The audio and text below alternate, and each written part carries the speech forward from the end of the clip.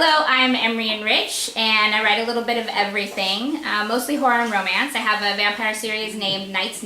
I have a romance series named Sweet Dreams Musical Romance. And this section is from my book, Artistic License. It's about a woman who inherits a house, and anything she paints on the walls comes alive. Which is cool and everything, but she doesn't realize what else she woke up.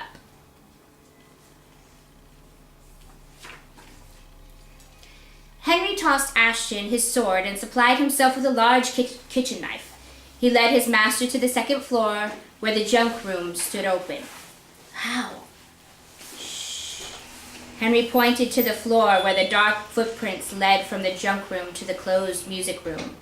Ashton opened the door cautiously, exposing the once clean music room covered in sooty footprints.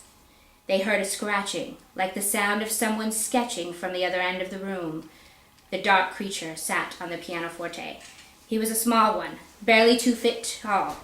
Henry knew its size would make it even harder to kill. With sharp, black, beetle-like claws and fuzzy smoke body, his only features were his cloudy gray eyes and blood-soaked tongue. The entity investigated the ivory keys, stepping on one key and then the other, making a strange scattering of notes come from the object. Suddenly, the key guard slammed down on his foot, and he squealed.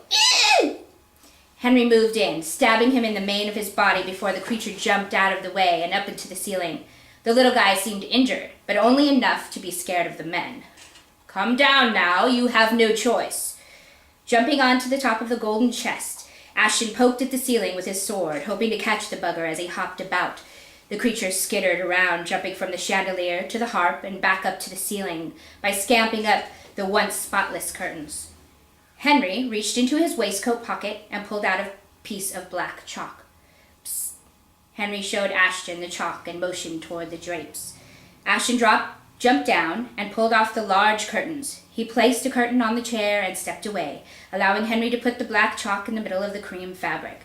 They both eased back, waiting for the fiend to spot the treat. Henry and Ashton turned their backs on the chair, pretending to be indifferent.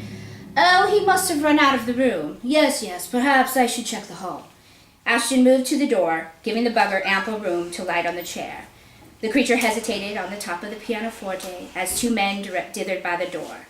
Spying the black chalk, the bugger crept down the wall over the empty chairs to the chair with the chalk.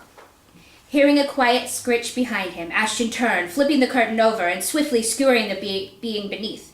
He was not quite quick enough. For what the critter lacked in brains, he made up for in speed.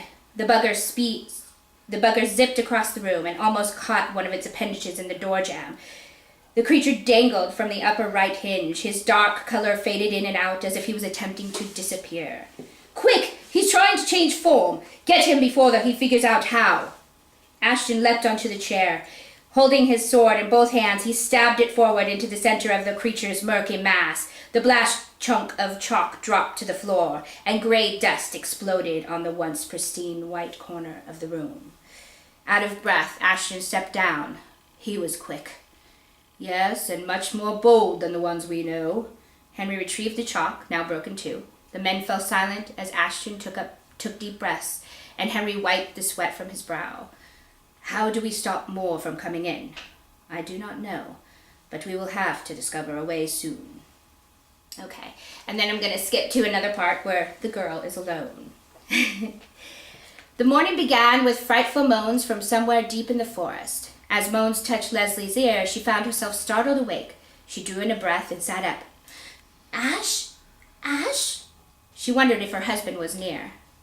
What's your name? Leslie heard from above her. Her head snapped up, her terrified eyes searching for the source of the voice. Ash, where are you? What's your name? The sound struck fear in her. Leslie brought the covers up to her neck and glanced about her in a frantic search for who had said the words. She spied a dark form on the ceiling above her. At first, only a shadow. It turned into the form of a hunched creature, and it hovered on the ceiling over the foot of her bed. What are you? But she decided she didn't want to know. Go away! What's your name? Ash, help! Leslie pushed herself up against the headboard as tightly as she could. Help! Ashton heard screaming as he neared the third floor and quickened his pace. He hopped over the banister and sprinted to the master's suite. When he saw that his greatest fears were realized, anger in him grew. Stay still, love, and cover up. Ashton walked to the foot of the bed where a shadow creature perched, inspecting Leslie as if she were his lunch. Ashton pulled a knife from his belt and gripped it, ready to strike. If you were wise, you'd leave this place. You boy, run! Hide! Monster! I warn you, I will take no mercy here. You shall die and die horrifically.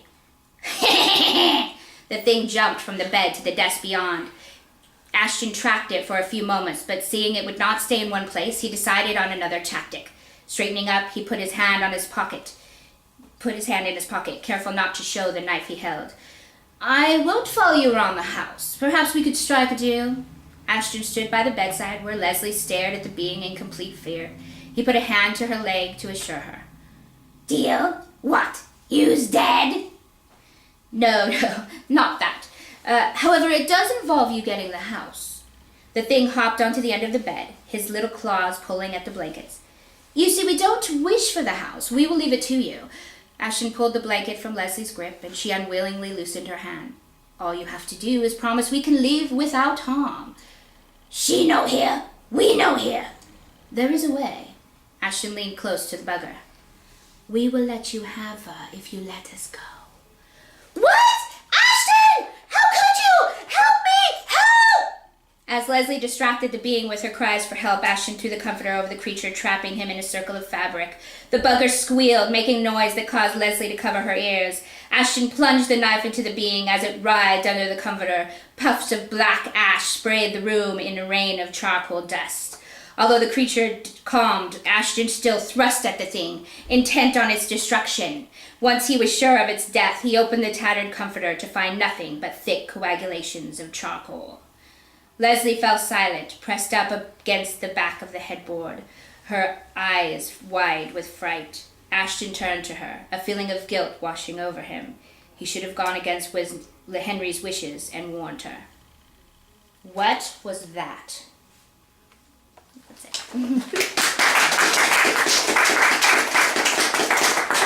That was really entertaining. Yeah. So I guess why don't we do like